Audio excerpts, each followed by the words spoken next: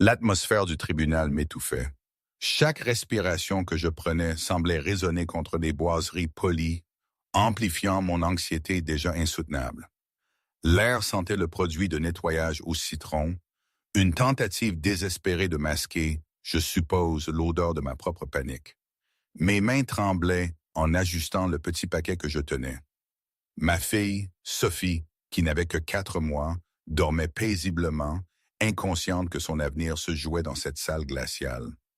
J'avais choisi une simple robe bleu marine, la plus jolie que je possédais et qui me seyait encore après la grossesse. Le tissu me démangeait, la sueur perlait à la naissance de mes cheveux. 6 mois auparavant, j'étais Marie Leclerc, une serveuse heureuse et mariée au restaurant italien Le Donatello. Maintenant, je n'étais qu'une femme de plus, désespérée, cherchant le divorce, serrant contre moi un bébé dont le père ignorait même l'existence. Mademoiselle Leclerc, le défendeur arrive. Veuillez vous asseoir, me murmura Maître Dubois, mon avocate commise d'office. Son haleine sentait le café et la menthe. Maître Dubois était gentil, mais visiblement débordé. Pour elle, j'étais un dossier de plus, une autre femme fuyant un mariage qui s'était effondré sous le poids des mensonges. Merci, réussis-je à articuler, ma voix à peine audible, tandis que je m'enfonçais dans la chaise en bois dur. Sophie remua légèrement, ses minuscules doigts se serrant sur la couverture rose pâle pour laquelle j'avais dépensé 3 fiches de paie. Les portes de la salle d'audience s'ouvrirent. Je gardais les yeux rivés sur le visage paisible de Sophie. Je ne pouvais pas me résoudre à lever la tête. Pas encore. Le frottement de chaussures coûteuses sur le marbre emplit le silence soudain. Une paire avançait avec des pas délibérés, mesurés, que j'aurais reconnu n'importe où. La démarche assurée d'un homme qui, d'une certaine manière, possède toutes les pièces où il entre. Je n'avais pas vu Julien Rousseau depuis 8 mois, et depuis la nuit où j'avais découvert la vérité. Ce charmant propriétaire de restaurant pour qui j'étais tombé et que j'avais épousé après une romance éclair n'était pas seulement un homme d'affaires prospère. Il était l'homme d'affaires du monde souterrain de Paris, le chef de la famille Rousseau. C'était cette nuit-là que j'avais trouvé le pistolet et la chemise tachée de sang cachés dans notre chambre. La nuit où j'avais surpris un appel téléphonique sur la façon de s'occuper de quelqu'un qui l'avait trahi. La nuit où j'avais réalisé que j'étais marié à un monstre. J'avais fui cette même nuit, disparaissant avec seulement les vêtements sur mon dos et l'enfant à naître dont je ne lui avais pas encore parlé. Un enfant conçu par amour avant que je ne connaisse la vérité. Tous debout pour l'honorable juge Leroy. L'ordre me sortit brutalement de mes pensées. Je me levai avec difficulté, veillant à ne pas réveiller Sophie. Alors que je me redressais, mes yeux se posèrent involontairement sur lui. Il était là. Julien se tenait de l'autre côté de la salle d'audience, flanqué de 2 hommes en costume sombre. Sa garde rapprochée, jamais loin de lui. Un 3e homme en costume coûteux, son avocat sans doute, lui chuchotait quelque chose à l'oreille. Mais Julien n'écoutait pas. Il me fixait directement. Non, pas moi. Le bébé dans mes bras. Je l'ai vu pâlir. Julien Rousseau, l'homme qui ordonnait des exécutions sans ciller, l'homme qui contrôlait la moitié du monde souterrain parisien d'une main de fer, semblait avoir reçu un coup de poing à l'estomac. Son visage habituellement impassible affichait un mélange de choc, de confusion et de quelque chose d'autre. Une intensité féroce qui me fit frissonner. Ses yeux sombres, les mêmes qui m'avaient jadis regardé avec tant de tendresse, brûlaient maintenant de questions. La cicatrice qui parcourait sa mâchoire droite, rappel de son passé violent, semblait plus prononcée sur sa peau soudainement pâle. Ses jointures blanchirent alors qu'il serrait le bord de la table devant lui. « Monsieur Rousseau », murmura son avocat, Maître Fournier, essayant de regagner son attention. Mais Julien restait figé, son regard fixé sur Sophie. La juge Leroy entra, mais Julien ne bougea pas. Ce n'est que lorsque l'un de ses gardes lui toucha le coude qu'il s'assit machinalement, ses yeux ne quittant jamais ma fille, notre fille. Nous sommes ici aujourd'hui pour la dissolution du mariage entre Marie Leclerc et Julien Rousseau. Commença la juge Leroy, sa voix s'estompant en arrière-plan, alors que la panique montait dans ma poitrine. J'avais été si prudente, si minutieuse. J'avais déménagé 3 fois en 8 mois, utilisé un nom différent, tout payé en espèces, travaillé dans un petit restaurant où personne ne posait de questions sur la femme enceinte avec la peur dans les yeux. J'avais tout fait pour m'assurer que Julien ne nous trouverait jamais, ni Sophie. Pourtant, me voilà, assise en face de lui dans une salle d'audience, ses yeux transperçant la fille dont il ignorait l'existence. J'avais seulement demandé le divorce parce qu'il fallait que ce soit réglé légalement. Il fallait couper tous les ponts avant de disparaître pour de bon. J'avais utilisé mon vrai nom dans la demande parce que j'y étais obligé. Mais j'avais fait confiance à la lenteur du système et au manque d'intérêt apparent de Julien à me retrouver. Quel idiote j'avais été. Mademoiselle Leclerc, êtes-vous représentée par un conseil aujourd'hui? Demanda la juge, me ramenant au présent. Oui, votre bonheur, répondit Maître Dubois, debout à mes côtés. Et Monsieur Rousseau? Maître Fournier, représentant Monsieur Rousseau, votre honneur, répondit l'avocat élancé. Sa voix transpirait la confiance et le privilège, le genre d'avocat que seul un homme avec beaucoup d'argent pouvait s'offrir. Très bien, je comprends qu'il s'agit d'une demande en dissolution de mariage. Y a-t-il des biens contestés ou des questions à résoudre? Avant que Maître Dubois ne puisse parler, l'avocat de Julien se leva. Votre honneur, mon client vient de prendre connaissance d'informations qui modifient substantiellement la nature de cette procédure. Nous demandons un ajournement pour conférer avec notre client. La juge eut l'air agacée. Maître Fournier, quelles informations ont bien pu apparaître dans les 30 secondes qui se sont écoulées depuis votre entrée dans ma salle d'audience? Julien se leva brusquement, sa chaise raclant bruyamment le sol. L'enfant, votre honneur, sa voix grave et accentuée par l'italien de son héritage, me fit frissonner de manière familière. Je n'avais pas connaissance de l'enfant. Tous les regards dans la salle d'audience se tournèrent vers moi, vers Sophie. Je la serrai plus fort avec un geste protecteur. Mademoiselle Leclerc. La juge s'adressa à moi directement. Est-ce que l'enfant du défendeur? Mon cœur battait si fort que j'étais certaine que tout le monde pouvait l'entendre. Je me sentais étourdi, piégé. Le regard de Julien me transperçait comme un papillon sur une planche. Mademoiselle Leclerc, insista la juge, Ma voix me lâcha. Oui ou non, mademoiselle Leclerc, cet homme est-il le père de votre enfant?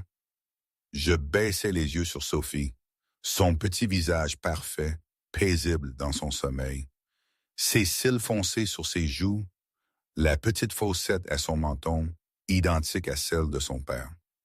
Oui, murmurai-je. Le mot resta suspendu dans l'air comme une condamnation à mort. L'inspiration de Julien fut audible dans toute la salle. Quand j'osais lever les yeux, l'expression sur son visage avait changé.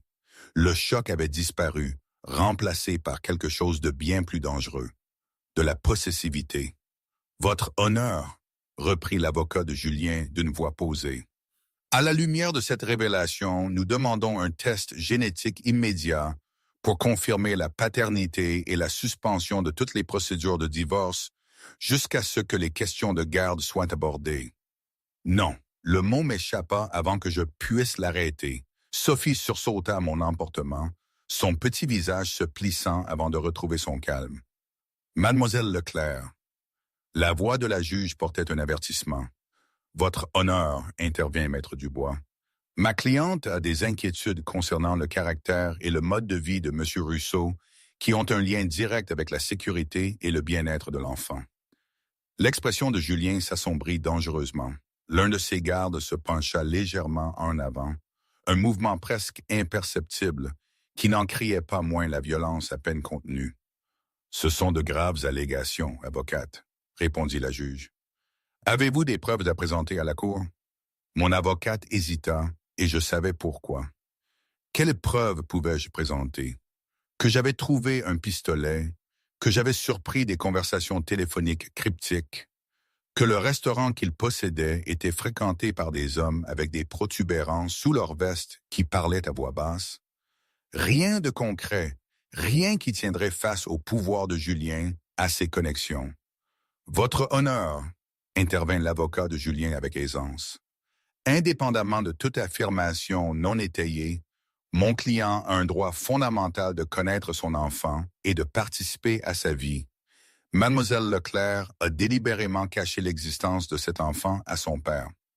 Depuis combien de temps l'enfant a-t-il? 4 mois, murmurai-je, sentant le piège se resserrer.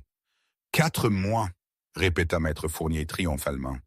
Monsieur Rousseau a manqué les 4 premiers mois de la vie de sa fille à cause de la tromperie de mademoiselle Leclerc. Je vis avec horreur l'expression de Julien changer. Pour n'importe qui d'autre, il aurait pu apparaître comme un père blessé, privé de ses droits. Mais je savais mieux. Je voyais le calcul derrière ses yeux, le léger curling de sa lèvre. Il n'était pas seulement choqué ou blessé, il était furieux. Et la fureur de Julien Rousseau était quelque chose que j'avais fui pendant 8 mois. Votre honneur, Julien parla directement, sa voix contrôlée mais intense. Je demande une rencontre privée avec mademoiselle Leclerc avant de poursuivre. Monsieur Rousseau, ce n'est pas comme ça que c'est procédure. 10 minutes, votre honneur, pour discuter de notre fille. Il accentua le mot « notre » d'une manière qui me glaça le sang. La juge regarda entre nous puis soupira. J'accorderai une suspension de 15 minutes aux parties pour conférer avec leur conseil. L'audience reprendra à 10h45. Le coup de marteau résonna et mon cœur sombra. Julien se tourna immédiatement vers son avocat, parlant rapidement à voix basse. Ses gardes se positionnèrent près des sorties de la salle d'audience. J'étais piégé. Maître Dubois, je m'accrochai à la manche de mon avocate. Je ne peux pas lui parler. Vous ne comprenez pas. Sophia dit-elle doucement, oui. Cela pourrait être notre meilleure opportunité de négocier des conditions favorables. Monsieur Rousseau semble motivé à résoudre cette affaire. Si seulement elle savait ce que cette motivation signifiait. Alors que les gens commençaient à sortir pour la pause, les yeux de Julien croisèrent les miens à travers la pièce. Il fit un léger signe de tête à l'un de ses hommes qui se posta près de la porte. « Mademoiselle Leclerc », appela Julien, sa voix portant facilement à travers la pièce maintenant vide. « Voulons-nous utiliser la salle de conférence ?» Il désigna une porte sur le côté. Je regardais désespérément Maître Dubois, qui hocha la tête de manière encourageante, interprétant complètement ma terreur comme de la nervosité.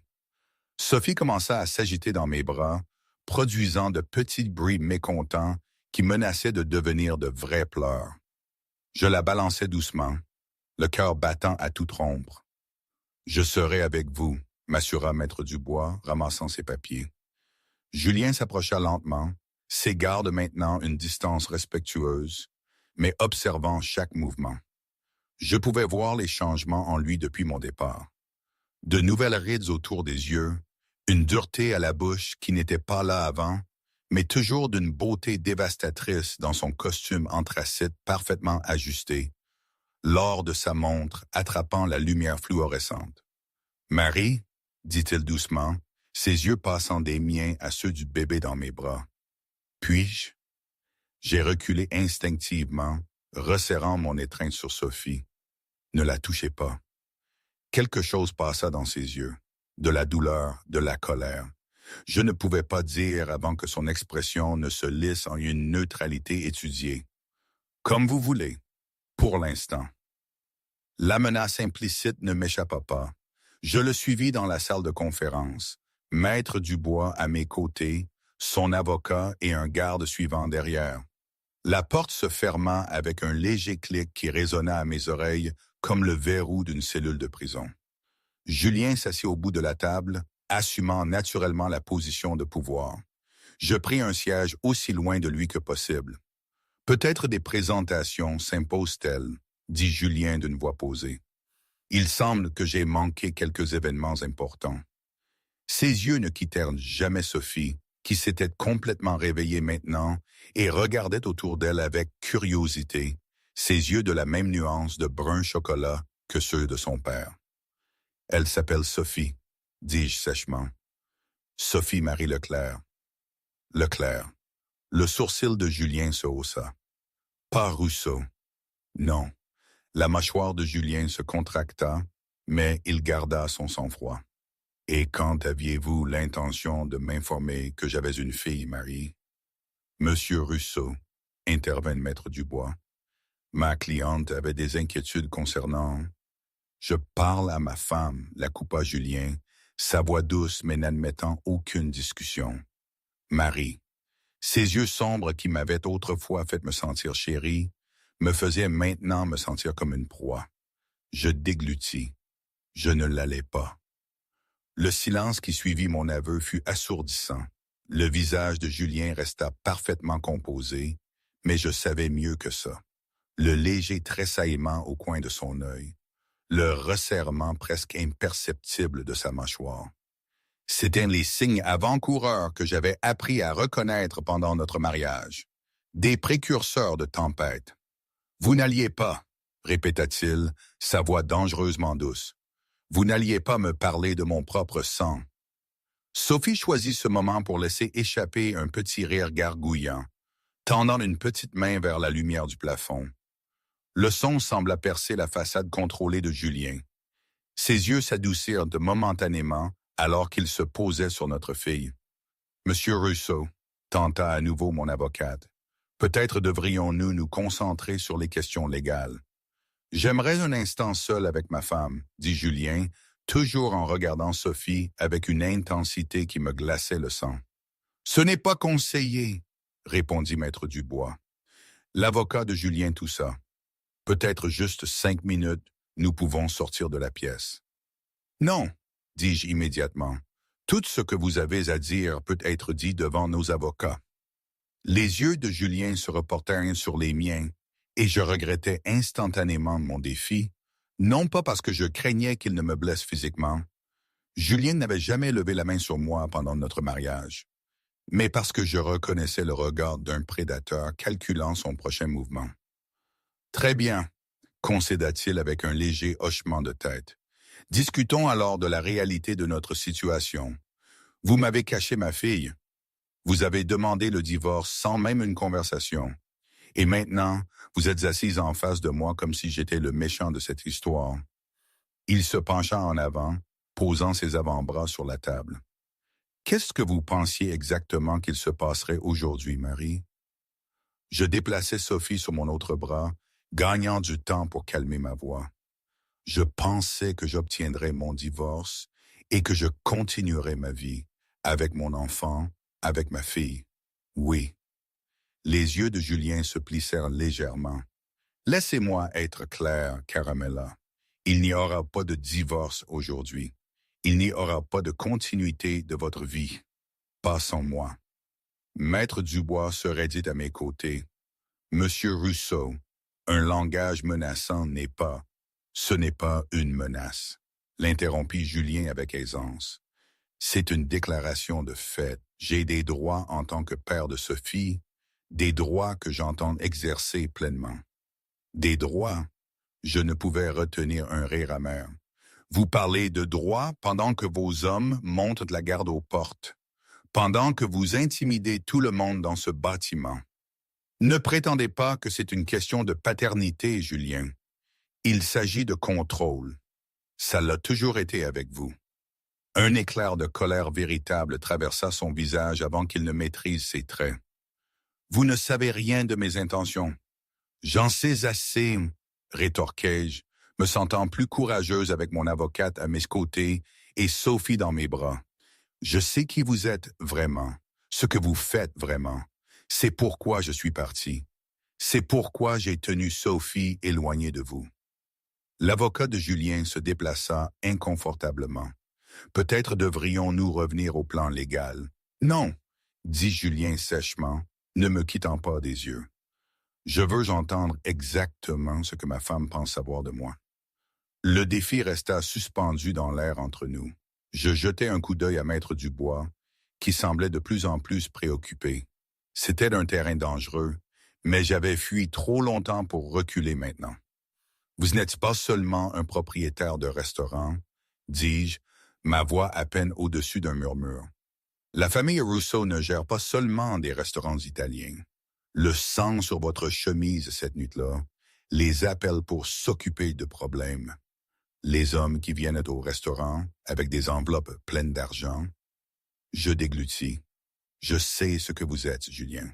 La pièce devint complètement silencieuse. Même Sophie sembla sentir la tension, son petit corps devenant immobile dans mes bras. L'avocat de Julien semblait vouloir s'enfoncer sous terre. Julien, lui, resta parfaitement composé. Après un long moment, il parla. « Et pourtant, malgré ces inquiétudes, vous m'avez épousé. Vous avez partagé mon lit. Vous avez porté mon enfant. » Ses yeux papillonnèrent brièvement vers Sophie. « Avez-vous eu peur de moi alors, Marie? » La question me prit au dépourvu. « Non, ami-je honnêtement, pas avant que je ne connaisse la vérité. » Quelque chose comme de la satisfaction traversa son visage. « Parce que je ne vous ai jamais donné de raison de me craindre. Je ne vous ai jamais fait de mal.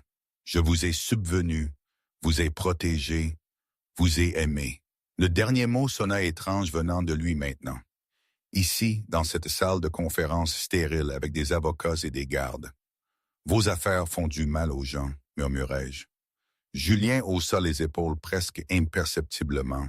« Mes affaires sont mes affaires. Ma famille est toute autre chose. » Il se pencha en avant. « Et ne vous méprenez pas, Marie, vous et Sophie êtes ma famille. » La possessivité dans son ton me fit frissonner.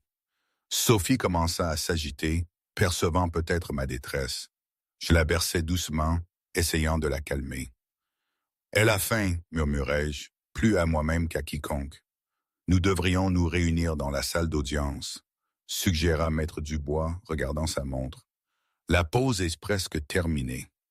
Les yeux de Julien restèrent fixés sur Sophie, qui devenait de plus en plus agitée. « Quand l'avez-vous nourrie pour la dernière fois? » La normalité de la question au milieu de notre confrontation tendue me déconcerta.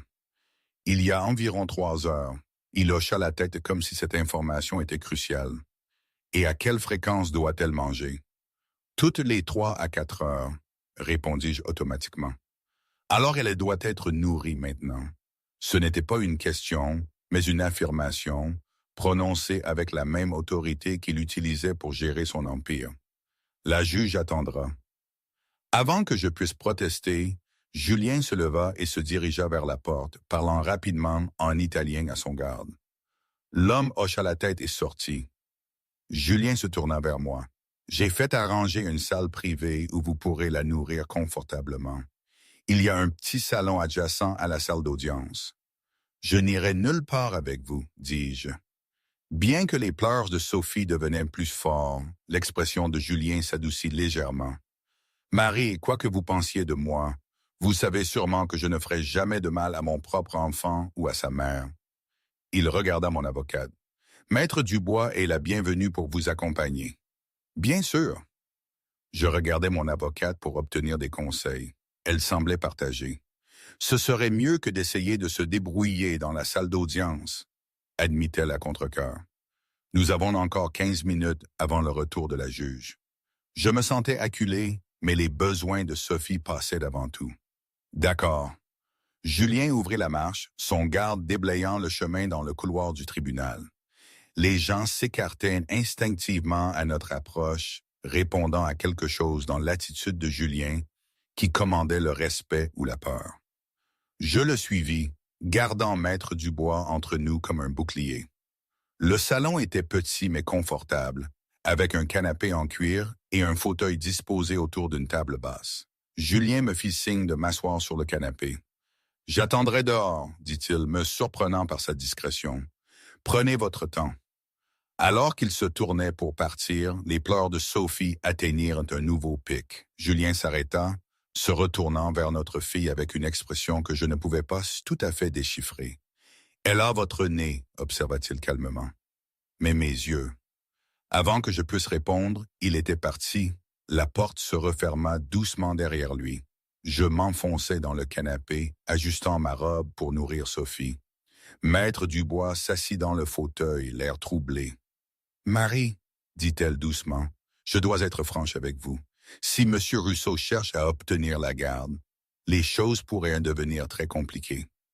Je fermai les yeux un instant, sentant le poids de ma situation m'écraser. Je sais, les allégations que vous avez faites concernant ces activités commerciales, sans preuve concrète, n'aideront pas votre cause.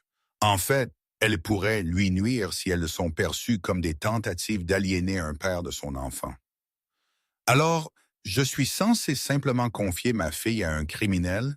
Sifflai-je, gardant ma voix basse. Maître Dubois soupira. La Cour ne sait pas qu'il est un criminel. Il voit un homme d'affaires riche dont la femme est partie sans explication et lui a caché son enfant. Ça ne fait pas bonne impression, Marie. Je savais qu'elle avait raison, et cette prise de conscience me rendait malade. J'avais été naïf de penser que je pouvais simplement entrer dans un tribunal et couper les ponts avec Julien Rousseau. Des hommes comme lui ne perdaient pas. Pas au tribunal, pas en affaires, pas dans la vie. Sophie tétait avec contentement, inconsciente de la tempête qui tourbillonnait autour de sa petite existence. Je traçais sa joue douce avec mon doigt, mémorisant chaque trait de son visage parfait. Quoi qu'il arrive, je devais la protéger d'une manière ou d'une autre. Un léger coup à la porte me fit tressaillir. Maître Dubois se leva pour répondre, ouvrant la porte juste assez pour voir qui était là. « La juge est prête à reprendre », vint la voix de Julien du couloir. « Prenez votre temps, j'ai expliqué la situation. » Après que Sophie eut fini de manger, j'ajustai mes vêtements et pris une profonde inspiration, me préparant à affronter ce qui m'attendait dans la salle d'audience. Quand j'ouvris la porte, Julien était là, adossé au mur d'en face, son garde à quelques mètres de lui. Ses yeux allèrent immédiatement à Sophie, maintenant calme et somnolente après son repas. Quelque chose comme du désir traversa son visage, si fugace que je l'ai presque manqué. « Puis-je la tenir ?» demanda-t-il doucement. La question me prit au dépourvu. Une partie de moi voulait refuser, garder Sophie aussi loin de lui que possible. Mais une autre partie, celle qui se souvenait à quel point les mains de Julien pouvaient être douces, avec quelle précaution il avait jadis tenu l'enfant de sa sœur, hésita. « Faites juste attention à sa tête », me surpris-je à dire, les mots s'échappant avant que je puisse les arrêter. Julien s'avança lentement, comme s'il approchait un animal effrayé. Quand il m'atteignit, il tendit prudemment ses bras. Avec des mains tremblantes, je plaçai Sophie dans les bras de son père pour la première fois. La transformation sur le visage de Julien fut immédiate et surprenante. Les lignes dures s'adoucirent. La froideur calculatrice dans ses yeux fondit en quelque chose que je reconnus de nos premiers jours ensemble. De l'émerveillement, de la tendresse. Il berça Sophie avec un soin expert, soutenant parfaitement sa tête. « Ciao, piccola mia », murmura-t-il, son accent italien s'épaississant avec l'émotion. « Bonjour, ma petite. » Les yeux de Sophie, lourds de contentement après le repas, se posèrent brièvement sur son visage. Julien sourit, un vrai sourire qui atteignait ses yeux, pas le charme pratiqué qu'il montrait au monde. Quelque chose se tordit douloureusement dans ma poitrine. C'était l'homme dont j'étais tombée amoureuse. L'homme que j'avais cru être Julien avant de découvrir le monstre sous le masque. Le voir tenir notre fille avec une telle tendresse rendait les choses floues d'une manière qui me terrifiait. Le moment fut interrompu par l'apparition de l'avocat de Julien au bout du couloir. « Monsieur Russo, la juge attend. » Julien hocha la tête sans quitter Sophie des yeux. Quand il leva enfin les yeux pour croiser les miens, ils étaient remplis d'une détermination qui me transperça. « Elle est parfaite, » dit-il simplement, transférant soigneusement Sophie dans mes bras. Ses doigts effleurèrent les miens lors de l'échange, et je tressaillis au contact. Julien le remarqua, sa mâchoire se serrant légèrement. « Nous devrions y aller », pressa Maître Dubois, jetant un regard nerveux entre nous. De retour dans la salle d'audience, la juge Leroy parut impatiente. « Je suppose que les parties ont eu le temps de discuter des nouvelles circonstances. » L'avocat de Julien se leva. « Oui, votre honneur. À la lumière de la révélation que M. Russo a une fille dont il ignorait l'existence, Nous demandons que toutes les procédures de divorce soient suspendues en attendant les déterminations de garde et de paternité. Votre honneur, contre-attaqua Maître Dubois, ma cliente ne conteste pas que M. Russo soit le père. Cependant, nous estimons que le divorce devrait se dérouler indépendamment des questions de garde qui pourront être abordées par la suite. La juge Leroy eut l'air pensif. Maître Fournier, votre client demande-t-il un test de paternité malgré la reconnaissance de Mademoiselle Leclerc? Par formalité, oui, répondit l'avocat de Julien avec aisance. Compte tenu des circonstances inhabituelles du départ de Mademoiselle Leclerc et de sa dissimulation délibérée de la grossesse.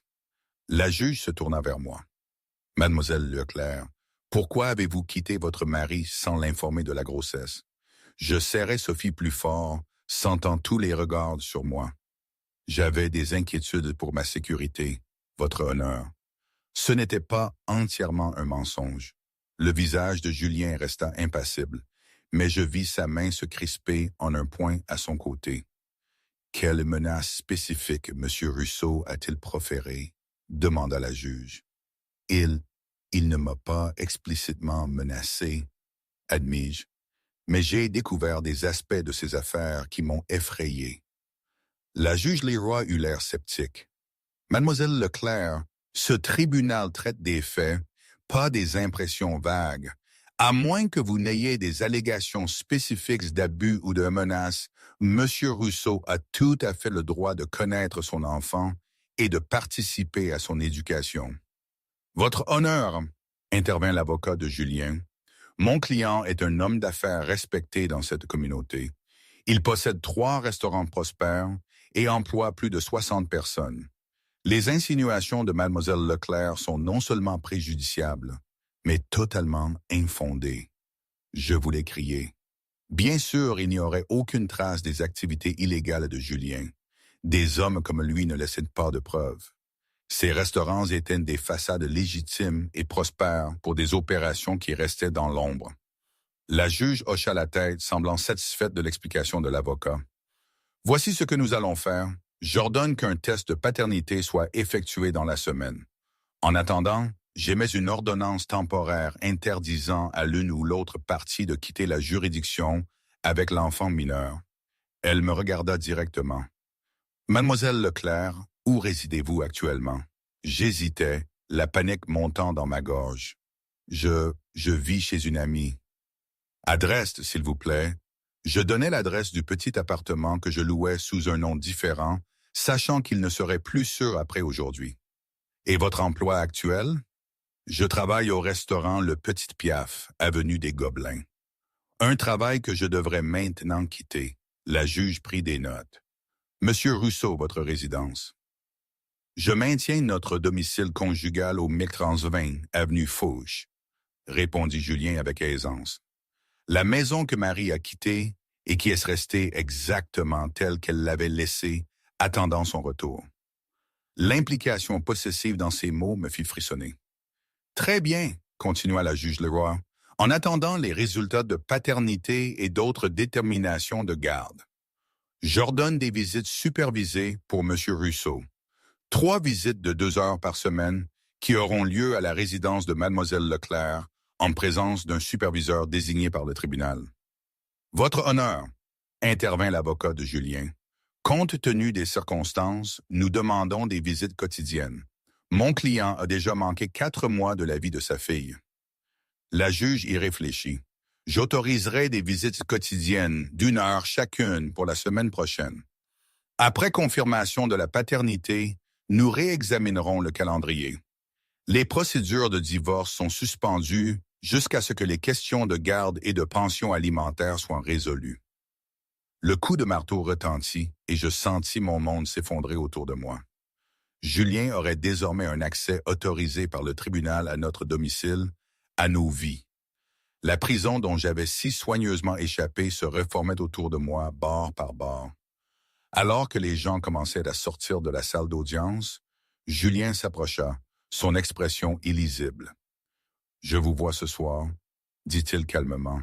« 18 heures. » Ce n'était pas une demande, C'était une affirmation. La superviseure sera là, lui rappelai-je, une faible tentative pour affirmer un peu de contrôle. Les lèvres de Julien s'étirèrent en un sourire qui n'atteignait pas ses yeux. Bien sûr, j'ai hâte de passer du temps avec ma fille.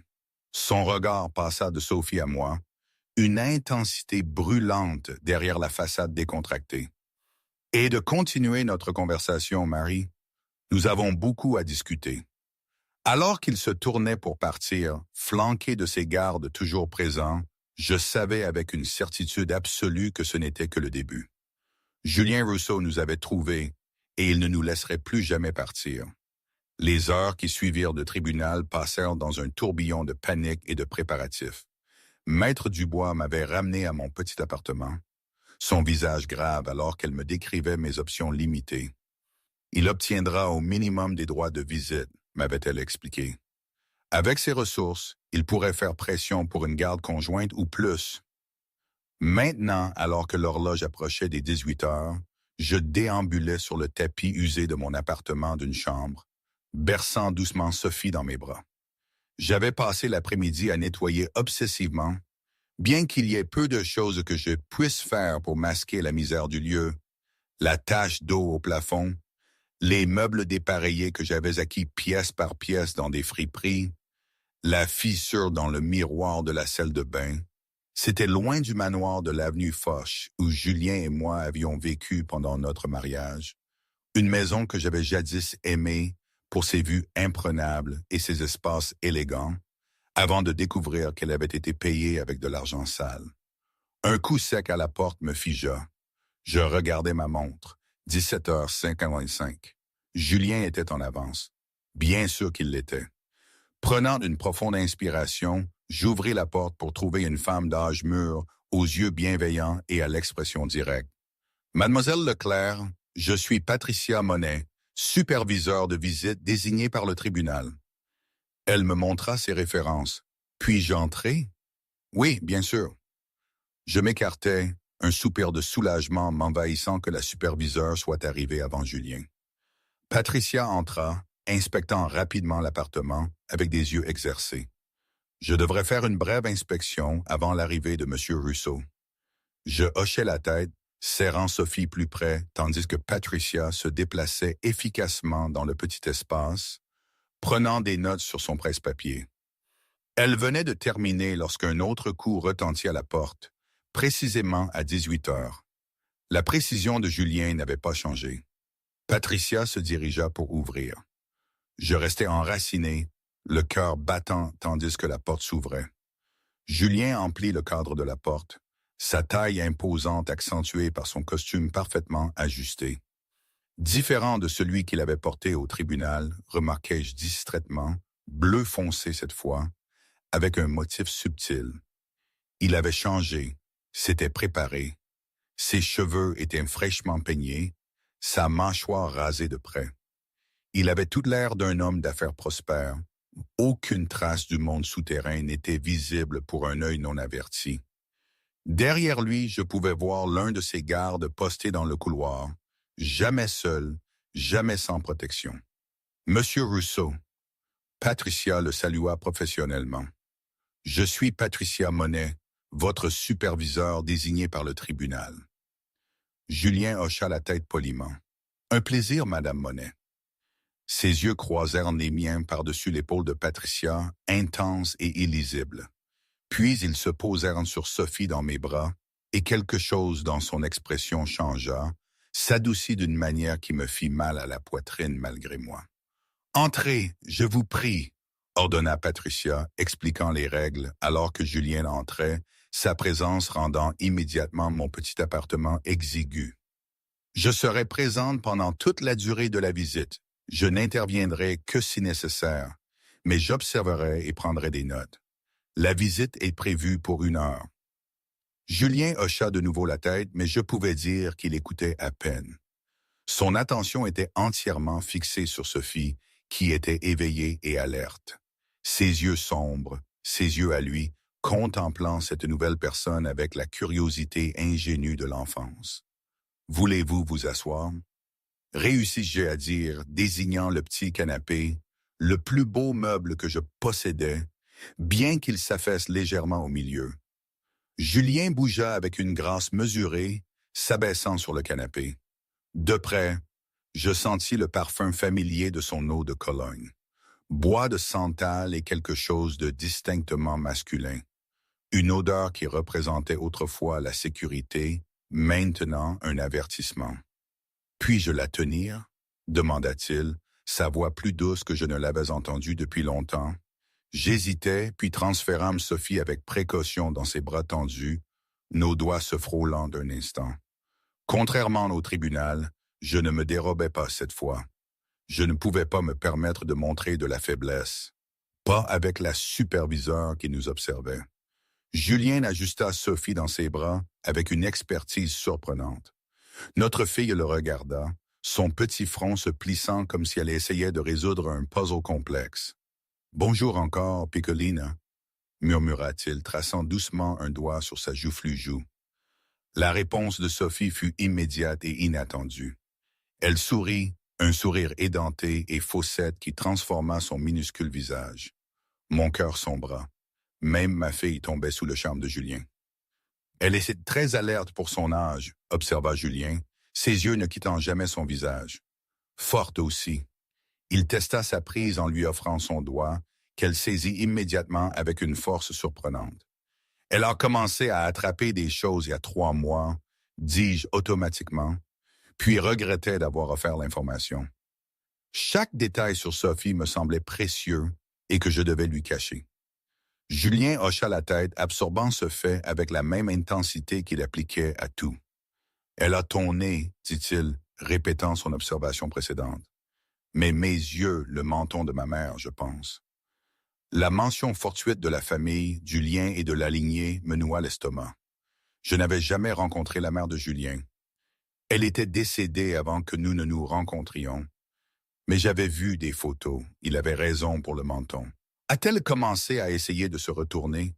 Demanda encore Julien, me surprenant par sa connaissance du développement infantile. Oui, la semaine dernière. Un petit sourire de fierté effleura ses lèvres. En avance? Murmura-t-il comme si le progrès de Sophie était une réussite personnelle. Patricia observa notre interaction en silence depuis la petite chaise de salle à manger que j'avais placée près du canapé. Sa plume se déplaçait parfois sur son bloc-notes, enregistrant Dieu sait quoi sur cette scène surréaliste. Pendant plusieurs minutes, Julien tint simplement Sophie, lui parlant doucement dans un mélange d'anglais et d'italien. La scène tendre contrastait tellement avec ce que je savais de lui, du sang sur sa chemise cette nuit-là. Les conversations téléphoniques à voix basse sur les problèmes à résoudre. La dissonance cognitive me donnait le vertige. « Tu es en sécurité maintenant, Sophie », murmura Julien si doucement que je l'ai presque manqué. « Papa est là maintenant. » Je me raidis. Elle est parfaitement en sécurité avec moi. Les yeux de Julien se posèrent sur les miens, vifs et scrutateurs. Dans ce quartier, dans ce immeuble avec des serrures de sécurité cassées et des fenêtres qui ne ferment pas correctement, il jeta un coup d'œil autour de l'appartement. « Combien de boulot faites-vous pour pouvoir vous offrir même cet endroit, Marie? Ce n'est pas pertinent pour votre droit de visite, dis-je, ma voix tendue. Patricia éclaircit doucement sa gorge. Gardons la conversation centrée sur Sophie, d'accord? Julien inclina légèrement la tête en signe d'acquiescement, mais ses yeux me retinrent d'un instant de plus, communiquant clairement. Cette conversation n'est pas terminée. Il reporta son attention sur Sophie, qui commençait à s'agiter. De quoi a-t-elle besoin? Elle doit probablement avoir faim à nouveau, dis-je, jetant un coup d'œil à l'horloge, près de l'heure de manger de Sophie. Puis-je la nourrir? Demanda Julien, regardant entre moi et Patricia. La superviseure se tourna vers moi. C'est à vous de décider, mademoiselle Leclerc. J'hésitais. La pensée que Julien s'occupe d'un devoir parental aussi intime me mettait mal à l'aise. Mais refuser aurait mauvaise mine dans le rapport de Patricia. Je vais préparer un biberon, dis-je, me levant pour me diriger vers la minuscule kitchenette. Vous n'allaitez plus? Demanda Julien, son ton neutre. Je sentis la chaleur monter à mes joues. Oui, mais j'ai tiré mon lait plus tôt pour la visite. J'avais anticipé ne pas vouloir allaiter devant lui. La vulnérabilité de la chose me semblait trop intime, trop exposée. Je réchauffai rapidement le biberon, testant la température sur mon poignet avec des mouvements précis. Quand je revins, Julien berçait doucement Sophie, qui avait commencé à pleurer pour de bon. « Elle a votre impatience », remarqua-t-il, un soupçon d'amusement dans la voix. Je m'assis à côté de lui, assez proche pour passer le biberon, mais maintenant autant de distance que le petit canapé le permettait. « Voulez-vous que je vous montre comment la nourrir? » « Je me souviens comment faire, » dit Julien simplement. Bien sûr, il avait tenu sa nièce quand elle était bébé. J'avais oublié. Je le regardais ajuster Sophie avec expertise, lui offrant le biberon à l'angle parfait. Elle s'y accrocha immédiatement, ses pleurs cessant alors qu'elle commençait à manger. « Parfait, » murmura Julien, la fierté évidente dans sa voix. Son pouce caressa la tempe de Sophie pendant qu'elle tétait, un geste si doux qu'il était difficile de croire que ces mêmes mains avaient probablement commis des actes de violence indicibles. « Vous semblez tout à fait naturel avec elle, Monsieur Russo, » observa Patricia, prenant une autre note. Julien ne leva pas les yeux de Sophie. Les enfants sont précieux. Ils doivent être traités avec soin. La simple déclaration resta suspendue dans l'air, chargée d'implications dans le contexte de qui était Julien, de qui je savais qu'il était. Nous restâmes en silence pendant que Sophie se nourrissait, les seuls sons étant ses gazouillis satisfaits occasionnels et le bruit lointain de la circulation à l'extérieur. J'étais très conscient de Julien à mes côtés, de sa respiration contrôlée, de la montre coûteuse à son poignet, de la légère cicatrice sur sa main droite, une fine ligne blanche sur ses jointures. J'avais posé la question sur cette cicatrice une fois. Il m'avait dit qu'il l'avait eue en intervenant dans une bagarre dans son restaurant. Je me demandais maintenant de quel sang elle avait réellement été causée. Quand Sophie eut fini le biberon, Julien la souleva doucement sur son épaule, lui tapotant doucement le dos jusqu'à ce qu'elle fasse un rot. Il le fit avec une telle assurance qu'un étranger aurait pensé qu'il s'occupait d'elle depuis la naissance. « Vous avez bien fait avec elle, Marie, » dit-il calmement. « Elle est en bonne santé, forte, belle. » Le compliment me prit au dépourvu. J'avais attendu des accusations, pas des éloges. « Merci, » répondis-je avec raideur. Julien ajusta Sophie pour qu'elle soit bercée dans un bras, face à lui. Son autre main plongea dans la poche de sa veste, en retirant une petite boîte en velours. Mon souffle se coupa. « J'ai apporté quelque chose pour elle, » dit-il, ouvrant la boîte pour révéler un minuscule bracelet en or avec un petit pendentif, une corne italienne protectrice. Le cornicello. « Julien, elle est trop jeune pour des bijoux, » protestai-je. « C'est un charme de protection, » dit-il, me rencontrant du regard. « De ma famille, ma mère en donnait un à chacun de ses enfants. La signification ne m'échappa pas. Il la marquait comme une Rousseau. Vous pouvez le garder jusqu'à ce qu'elle soit plus âgée, ajouta Julien, m'offrant la boîte. Mais ça lui appartient. Je la pris à contre-cœur, sachant que Patricia observait cet échange avec intérêt. Merci, dis-je encore, cette fois plus sincèrement.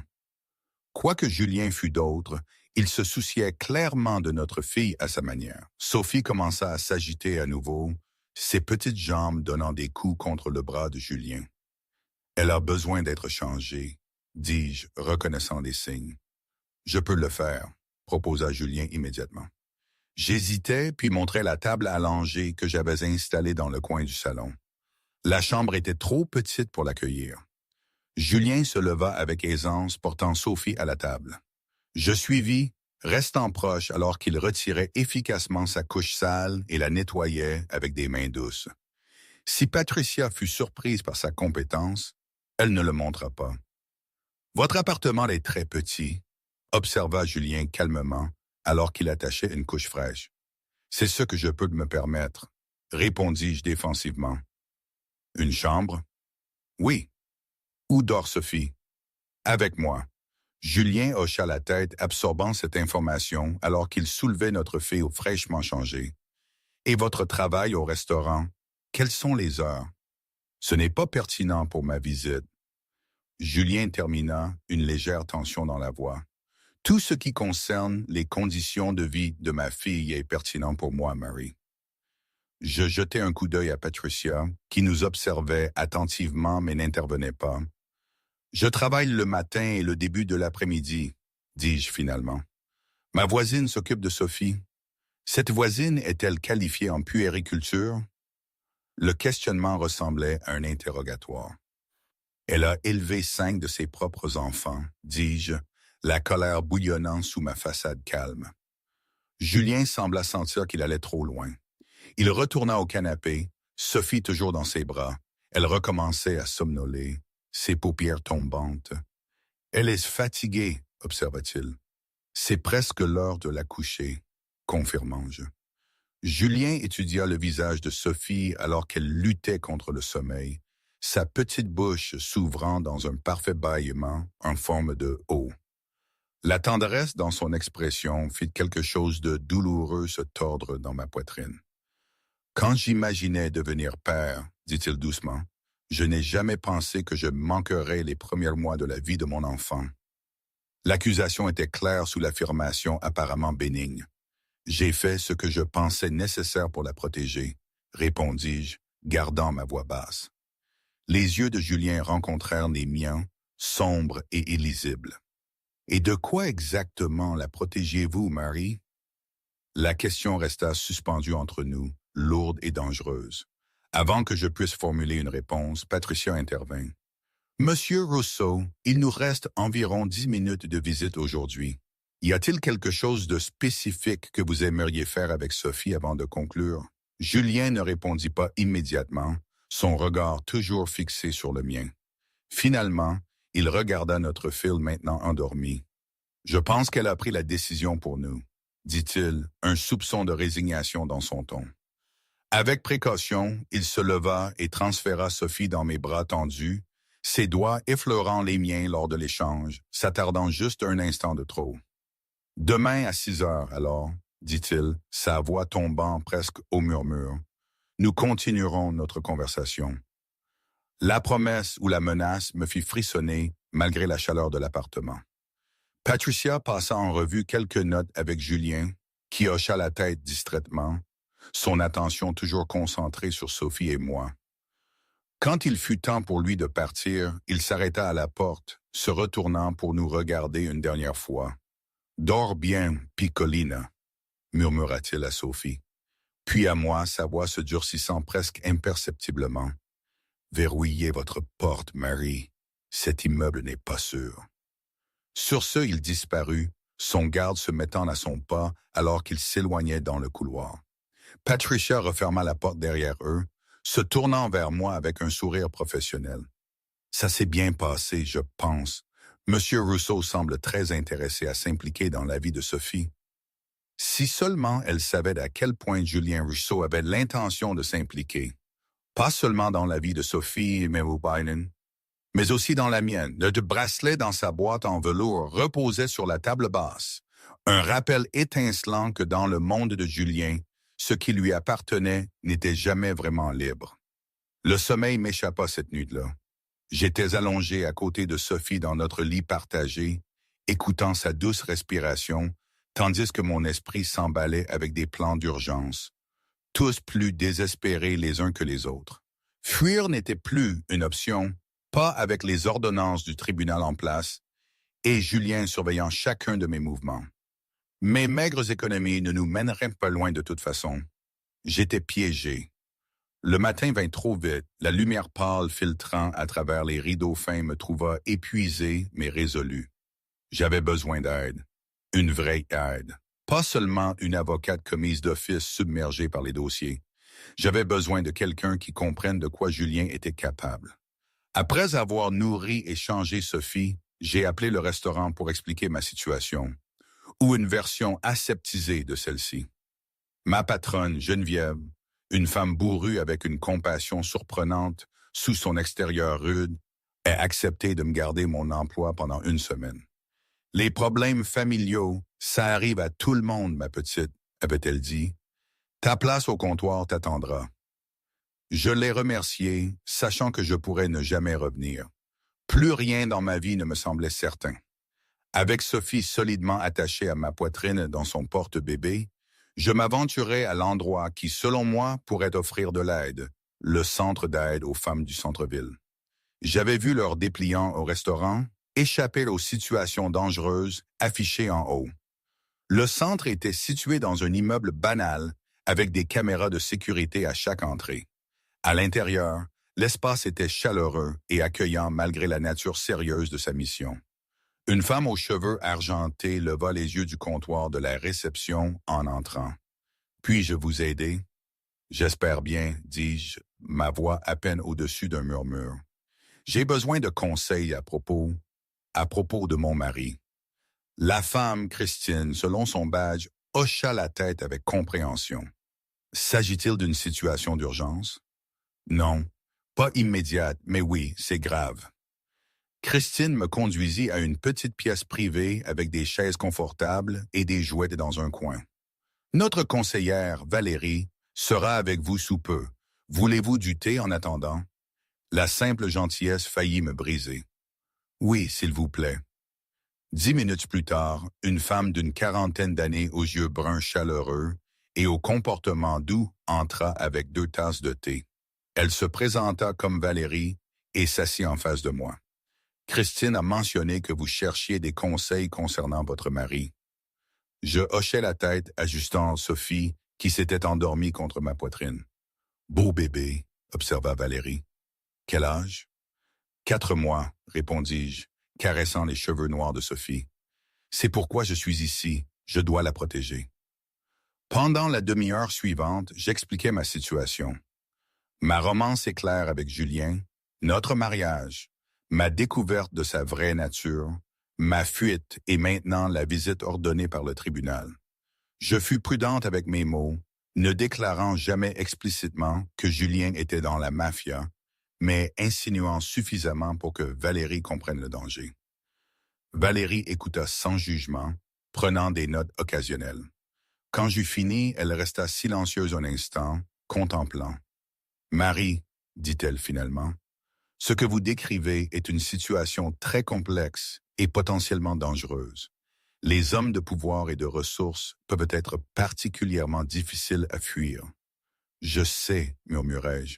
J'ai essayé de fuir et voyez où cela m'a mené. » Valérie hocha la tête. « La fuite est rarement une solution viable à long terme, surtout avec un enfant. Les tribunaux ont tendance à considérer défavorablement les parents qui fuient avec des enfants, comme vous l'avez découvert. Alors qu'est-ce que je fais? Je ne peux pas le laisser entraîner Sophie dans son monde. Vos inquiétudes concernant les activités commerciales de votre mari, sans preuve concrète, seront difficiles à présenter au tribunal, dit Valérie, faisant écho à ce que Maître Dubois m'avait déjà dit. Mais nous pouvons prendre des mesures pour construire une sécurité pour vous et Sophie. Elle décrivit plusieurs stratégies, documenter chaque interaction avec Julien, établir des limites claires, maintenir des comptes bancaires séparés et préparer un plan d'urgence au cas où. Nous avons également des défenseurs juridiques spécialisés dans des situations de garde compliquées, ajouta Valérie. Ils pourraient être en mesure d'aider votre avocate commise d'office. L'espoir scintilla faiblement en moi. Quand puis-je les rencontrer? Je peux organiser quelque chose pour demain. Pour aujourd'hui, concentrons-nous sur la planification de la sécurité immédiate pour vous et Sophie. Nous avons passé l'heure suivante à élaborer des stratégies pour gérer les visites de Julien.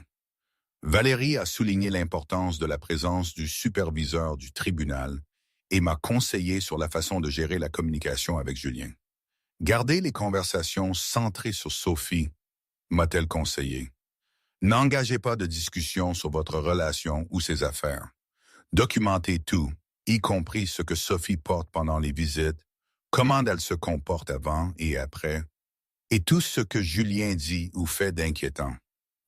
J'ai absorbé ces conseils comme une femme qui se noie s'accroche à une bouée de sauvetage. Quand nous avons eu terminé, Valérie m'a accompagné à l'accueil où Christine m'a remis une pochette de ressources et la carte de visite de leur avocate spécialisée. Appelez n'importe quand, jour et nuit, a dit Valérie en me serrant la main. Vous n'êtes pas seule dans cette épreuve, Marie. J'ai quitté le centre me sentant un peu mieux, toujours piégée, mais peut-être pas entièrement impuissante. Sophie et moi avons passé l'après-midi dans un petit parc, savourant l'air frais et le soleil avant de retourner à l'appartement pour nous préparer à la visite du soir de Julien.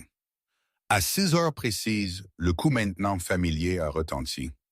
Patricia est arrivée la première encore une fois, suivie quelques minutes plus tard par Julien. Ses yeux ont balayé l'appartement en entrant, observant des détails que je ne l'avais pas remarqué observer hier. Je me demandais ce qu'il cherchait ou cataloguait.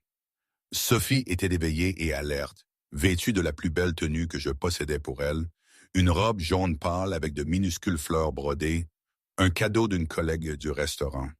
Les yeux de Julien se sont adoucis quand il l'a vue. Cette même transformation que j'avais déjà observée sur ses traits. « Bonjour, Piccolina ». Il l'a saluée, puis a hoché la tête vers moi. « Marie ». Aujourd'hui, il portait un costume gris clair qui coûtait probablement plus que 6 mois de mon loyer. Le contraste entre sa richesse évidente et mon existence précaire semblait intentionnel, un rappel silencieux de ce qu'il pouvait offrir et que je ne pouvais pas. « Voulez-vous la tenir ?» J'ai proposé, suivant le conseil de Valérie, de centrer les interactions sur Sophie. Julien a hoché la tête, s'installant sur le canapé et acceptant Sophie dans ses bras avec une aisance acquise. Elle n'a pas fait d'histoire cette fois, le regardant plutôt avec une curiosité ouverte. « Elle se souvient de moi », a-t-il dit, la satisfaction évidente dans son ton. Les bébés de son âge reconnaissent les visages après quelques expositions seulement, ai-je répondu d'une voix neutre. Les lèvres de Julien se sont légèrement courbées. Elle connaît son père. La possessivité dans sa voix m'a fait frissonner. Je n'ai rien dit, le regardant parler doucement à Sophie en italien. Les mêmes phrases mélodieuses qu'il avait utilisées hier. « Que lui dites-vous » j'ai demandé, incapable de contenir ma curiosité. Julien a levé les yeux. Je lui parle simplement de son héritage, de la famille à laquelle elle appartient. L'accent mis sur la famille ne m'a pas échappé. J'ai pensé à l'amulette protectrice qu'il avait apportée hier, le marqueur de sa lignée. J'ai apporté autre chose pour elle aujourd'hui, a dit Julien, lisant apparemment mes pensées. D'une main toujours tenant Sophie dans sécurité, il a tendu la main dans la poche de sa veste et en a retiré un petit lion en peluche, doux et moelleux avec un visage amical. Un lion? J'ai interrogé, acceptant le jouet pour l'examiner. Le lion est le roi, a expliqué Julien, ses yeux intenses posés sur les miens. Protégé, respecté, craint. Personne ne blesse les lionceaux sans conséquence. Le message sous le cadeau apparemment innocent m'a donné des frissons. Julien marquait son territoire, rendant ses intentions claires.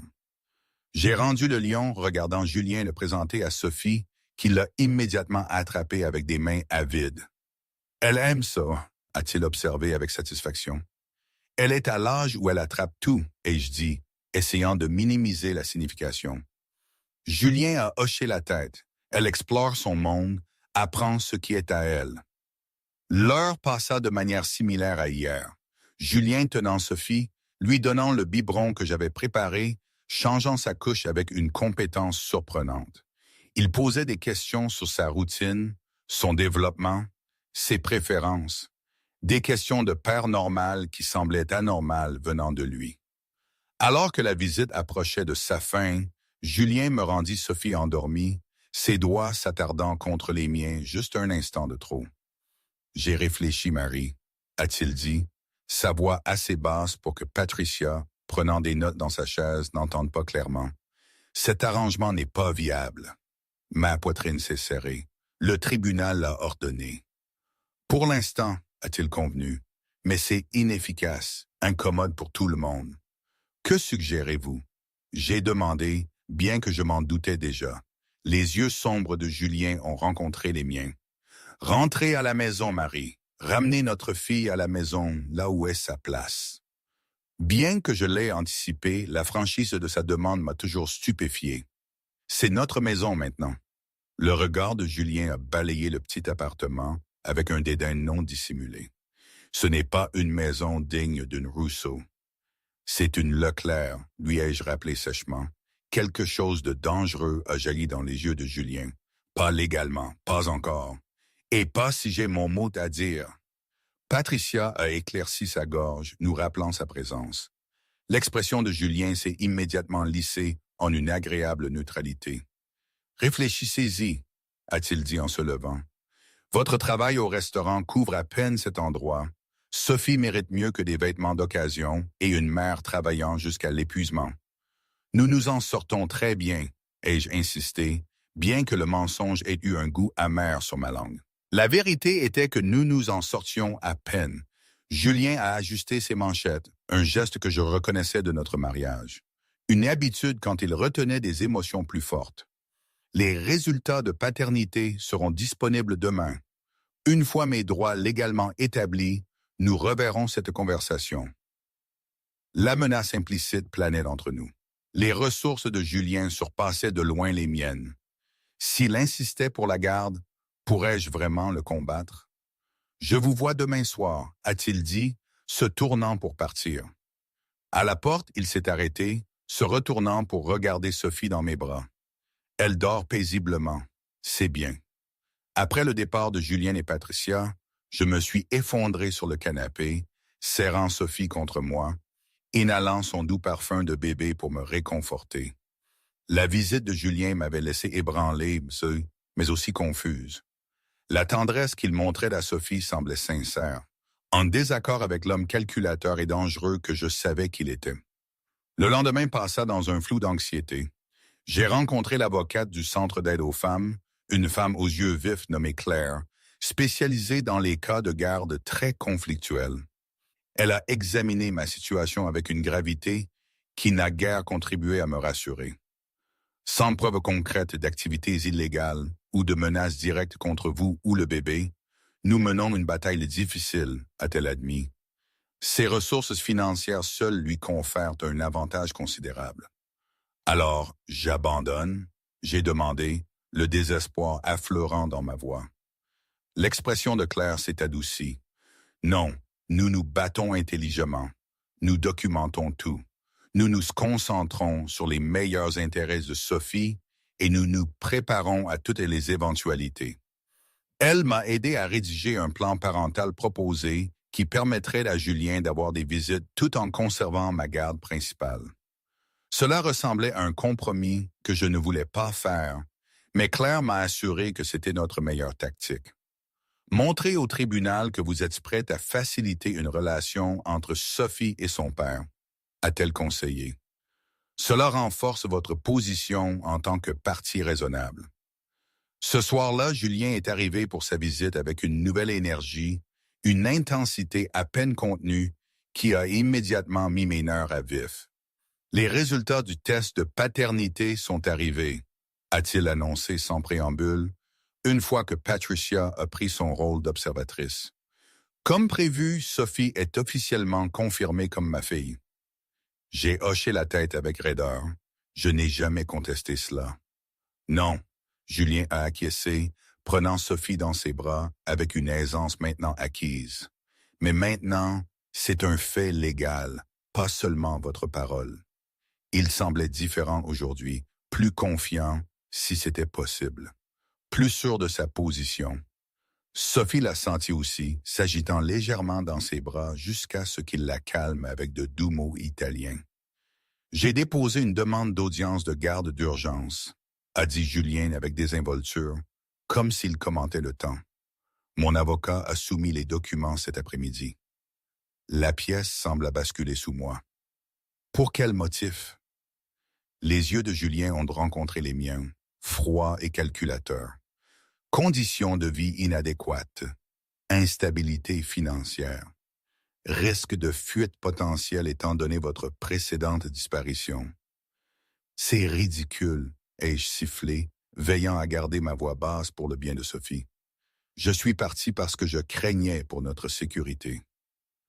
C'est ce que vous affirmez, a répondu Julien calmement.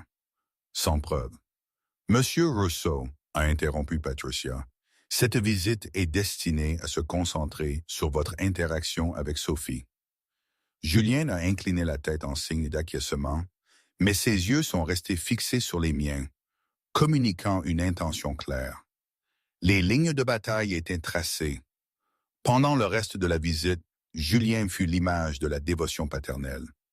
Lisant à Sophie un petit livre qu'il avait apporté, lui montrant des photos sur son téléphone de ce que j'ai réalisé avec un choc être notre ancienne maison, le manoir de l'avenue Foch.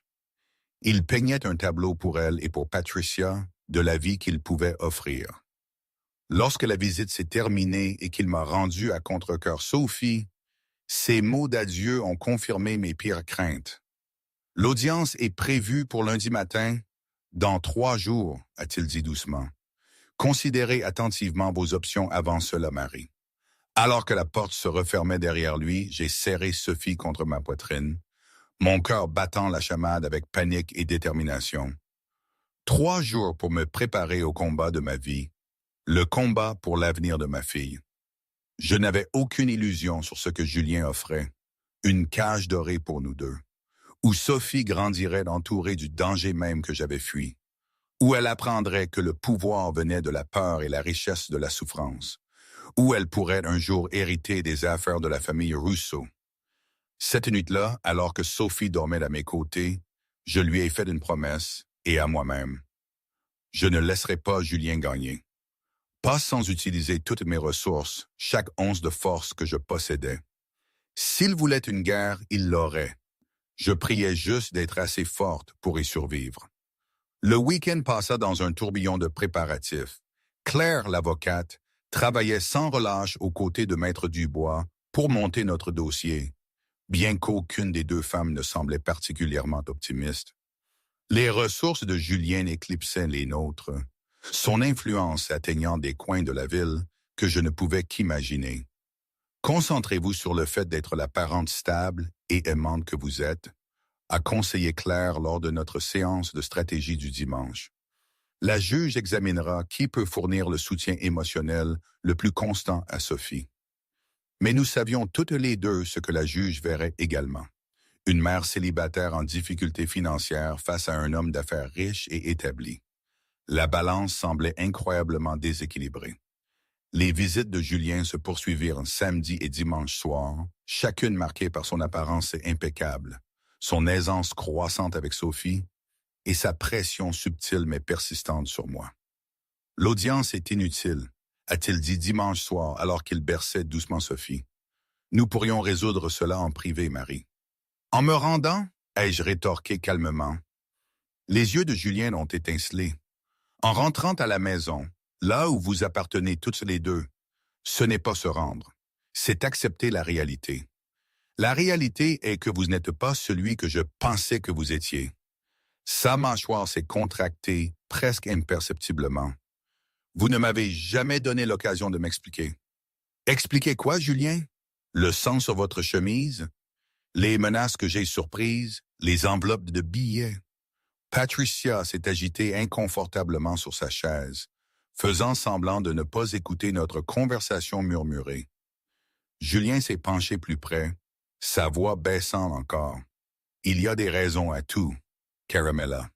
Des raisons que j'aurais partagées si vous aviez demandé au lieu de fuir. Ces raisons auraient-elles changé quoi que ce soit? Ai-je défié? Son expression s'est légèrement adoucie. Peut-être pas, mais elles vous auraient peut-être aidé à comprendre. Comprendre quoi? Que vous blessez des gens pour vivre? Les yeux de Julien se sont de nouveau durcis. Que je protège ce qui est à moi, que la famille passe avant tout. Son regard est tombé sur Sophie, endormie dans ses bras, comme toujours. La façon possessive dont il la tenait, l'intensité dans ses yeux, cela m'effrayait plus que n'importe quelle menace ouverte. Julien ne se battait pas seulement pour la garde. Il revendiquait la propriété. Le lundi matin se leva froide et grise, correspondant parfaitement à mon humeur. J'ai habillé Sophie avec sa plus belle tenue, la robe jaune encore, accompagnée d'un petit gilet que ma collègue lui avait tricoté. Je portais ma seule robe correcte, une fourreau bleu marine qui s'était légèrement desserrée depuis la naissance de Sophie. Mes cheveux étaient tirés en un simple chignon. Je ne pouvais pas cacher les cernes sous mes yeux après une autre nuit sans sommeil. Maître Dubois nous a rencontrés au tribunal, Claire à ses côtés avec une pile supplémentaire de documents. Elles ont parlé à voix basse pendant que nous attendions devant la salle d'audience, jetant parfois des regards vers moi, avec des expressions qui n'ont guère contribué à calmer mes nerfs. « N'oubliez pas, a dit Claire quand elles se sont finalement approchées, restez calme, ne répondez qu'à ce qui est demandé et continuez à vous concentrer sur les besoins de Sophie. Ne le laissez pas vous provoquer à des accès de colère. » J'ai hoché la tête, berçant doucement Sophie alors qu'elle commençait à s'agiter. Les portes de la salle d'audience se sont ouvertes et mon cœur a sombré. Julien était déjà à l'intérieur, assis à une table avec non pas un, mais 3 avocats, Maître Fournier et 2 autres que je ne reconnaissais pas. Il portait un costume sombre et sobre, ses cheveux parfaitement coiffés, sa posture rayonnant de confiance. Ses gardes étaient introuvables, assez intelligents pour savoir que leur présence pourrait soulever des questions. Mais j'ai aperçu son chauffeur traîner au dernier rang. Alors que nous entrions, les yeux de Julien ont rencontré les miens, puis se sont déplacés vers Sophie. Quelque chose a traversé son visage, de la possessivité mêlée à quelque chose de plus doux, de plus authentique. Un instant, j'ai entrevu l'homme dont j'étais tombée amoureuse. L'homme qui m'avait fait tourner la tête avec son charme et son intensité. J'ai détourné le regard rapidement. Cet homme était une illusion, un masque porté pour cacher le monstre en dessous. La juge Leroy, une femme d'apparence sévère aux cheveux gris acier et aux yeux perçants, est entrée dans la salle d'audience. Contrairement à la juge Bertrand, elle avait la réputation d'être minutieuse et insoucieuse du statut ou de la richesse. Une petite étincelle d'espoir s'est allumée dans ma poitrine. « Nous sommes ici pour l'audience de garde d'urgence dans l'affaire Russo contre Leclerc », a commencé la juge Leroy, examinant les documents devant elle. « J'ai lu les pétitions des 2 parties. Maître Fournier, en tant que partie demanderesse, vous pouvez commencer. » L'avocat de Julien s'est levé avec aisance. « Votre honneur, mon client demande la garde exclusive temporaire de sa fille en bas âge, Sophie Marie, avec des visites supervisées pour la mère. » Mon souffle s'est coupé. Garde exclusive. Il visait tout. « Pour quel motif ?» a demandé la juge Leroy, jetant un coup d'œil par-dessus ses lunettes de lecture. Mademoiselle Leclerc a fait preuve d'instabilité et d'un mauvais jugement, a commencé Maître Fournier. Elle a abandonné le domicile conjugal alors qu'elle était enceinte, a délibérément caché sa grossesse et la naissance de l'enfant à mon client, et vit dans des conditions insalubres, impropres à un nourrisson, a-t-il poursuivi, me dépeignant comme instable, potentiellement dangereuse et certainement inapte. Selon l'équipe juridique de Julien, j'étais un risque de fuite qui pourrait disparaître avec Sophie à tout moment, la privant de la présence et des soins de son père. De plus, a conclu Maître Fournier, Mademoiselle Leclerc travaillait de longues heures dans un restaurant, laissant l'enfant avec une voisine non qualifiée. Monsieur Russo peut fournir une garde d'enfants professionnelle à temps plein dans un environnement sûr et stable, la même maison où Mademoiselle Leclerc elle-même a vécu heureusement jusqu'à son départ inexpliqué. La juge Leroy a écouté impassiblement, prenant des notes occasionnelles. Quand Maître Fournier a eu terminé, elle s'est tournée vers Maître Dubois. « Avocate. » Maître Dubois s'est levé, paraissant petite et mal préparée par rapport à l'équipe juridique de Julien. « Votre honneur, Maître Leclerc a quitté le domicile conjugal en raison de préoccupations légitimes pour sa sécurité et son bien-être, bien qu'elle ne puisse pas fournir les mêmes ressources financières que M. Russo. Elle a été la principale soignante de Sophie depuis sa naissance, lui fournissant des soins stables et affectueux. Elle a exposé mon cas. Mon lien profond avec Sophie, mes efforts pour subvenir à ses besoins, la routine stable que nous avions établie. Claire avait aidé à préparer des déclarations sous serment de mon employeur, de ma voisine qui s'occupait de Sophie, et même d'une pédiatre qui avait vu Sophie 2 fois depuis sa naissance, toutes témoignant de mes soins compétents. Maître Leclerc n'est pas opposé à ce que M. Rousseau ait une relation avec sa fille, a poursuivi Maître Dubois, mais estime qu'un retrait soudain de sa figure d'attachement principale serait traumatisant et préjudiciable pour Sophie. La juge Leroy a hoché la tête, son expression illisible. J'aimerais entendre les parents directement. Elle m'a regardé. Madame Leclerc, veuillez expliquer pourquoi vous avez quitté votre mari sans l'informer de votre grossesse. C'était le moment. La question que j'avais redoutée. Avec Sophie qui s'agitait dans mes bras, j'ai pris une profonde inspiration. Votre honneur, j'ai découvert des aspects des affaires de mon mari qui m'ont effrayé. J'ai commencé prudemment. J'ai trouvé une chemise tachée de sang cachée chez nous. J'ai surpris des conversations sur la gestion de personnes qui l'avaient trahi. J'ai vu des transactions en espèces qui ne semblaient pas légitimes. L'expression de Julien est restée impassible, mais ses jointures ont blanchi alors qu'il serrait le bord de la table. « Avez-vous confronté votre mari avec ses préoccupations ?» a demandé la juge Leroy. « Non, votre honneur. J'avais peur. » « Peur de quoi?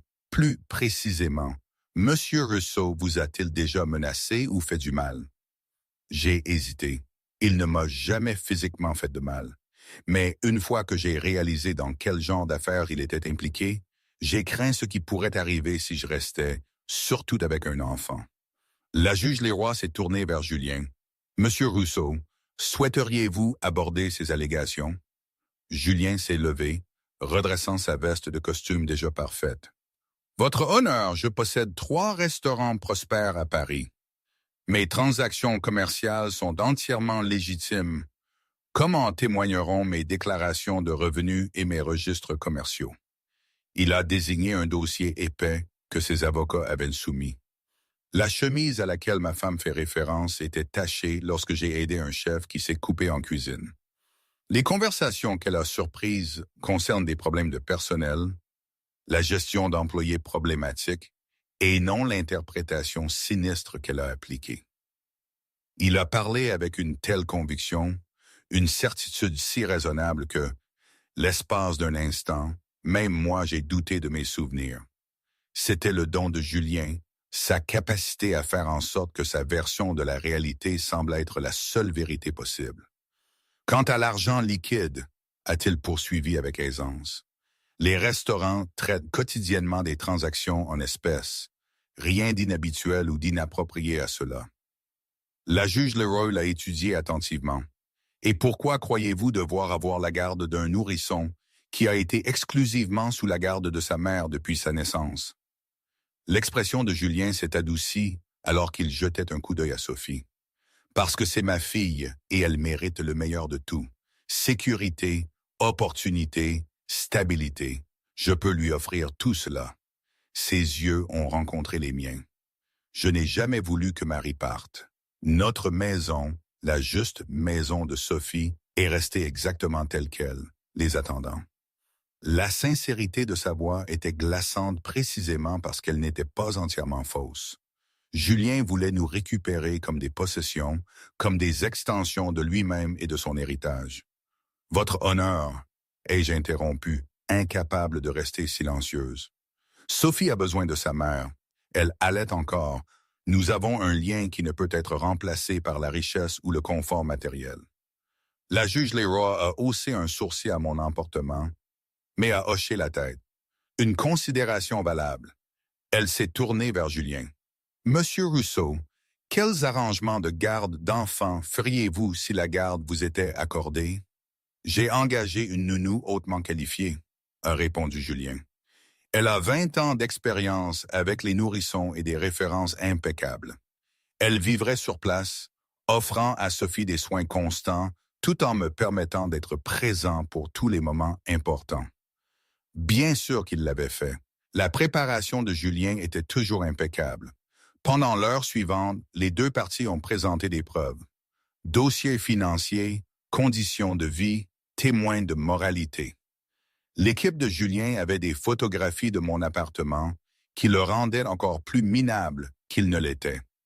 Tout en présentant la Maison du Lac comme un paradis de sécurité et de luxe, ils avaient des experts psychologiques témoignant que l'âge de Sophie en faisait un moment idéal pour la transition, qu'elle s'adapterait rapidement à sa nouvelle soignante principale. Notre camp avait le lien émotionnel, la connexion biologique de la mère et de l'enfant, mais peu d'autres pour rivaliser avec les ressources de Julien. Alors que l'audience approchait de sa conclusion, la juge Leroy s'est penchée en avant. Avant de rendre ma décision, j'ai une question pour chacun de vous. Elle a regardé Julien en premier. Monsieur Russo, si la garde vous était accordée, comment faciliteriez-vous la relation de Mademoiselle Leclerc avec Sophie? Julien n'a pas hésité. J'accueillerai la présence de Marie dans notre maison où elle pourrait avoir un accès illimité à Sophie dans un environnement sûr et confortable. Si elle préfère ne pas rentrer chez elle, j'organiserai et financerai des visites appropriées dans un lieu convenable. La réponse parfaite, le présentant comme raisonnable et généreux. La juge Leroy s'est tournée vers moi. Mademoiselle Leclerc, la même question. Si vous conservez la garde, comment vous assurerez-vous que Monsieur Russo ait une relation significative avec sa fille? J'ai dégluti. Je continuerai à faciliter des visites supervisées comme le tribunal l'ordonne. Au fur et à mesure que Sophie grandira, et si Monsieur Russo se montre, j'ai hésité, choisissant mes mots avec soin, me concentrant uniquement sur le bien-être de Sophie. Je serai ouverte à élargir ses visites. La mâchoire de Julien s'est contractée presque imperceptiblement. La juge Leroy l'a remarqué. Monsieur Russo, vous semblez mécontent de cette réponse. Julien s'est ressaisi rapidement. Je crois simplement que Sophie mérite mieux que des visites supervisées avec son propre père, alors que je n'ai rien fait pour justifier de telles restrictions. La juge Leroy a hoché la tête, prenant une dernière note avant de se redresser. Je prendrai une pause de 30 minutes pour examiner toutes les preuves avant de rendre ma décision. Alors que la juge partait, j'ai serré Sophie plus fort, la peur me nouant l'estomac. Maître Dubois m'a tapoté le bras d'un air rassurant, mais l'inquiétude dans ses yeux trahissait ses propres préoccupations. De l'autre côté de la pièce, Julien a conféré avec ses avocats, son expression intense. Quand il m'a remarqué le regarder, il s'est arrêté, croisant directement mon regard. Quelque chose de tacite est passé entre nous.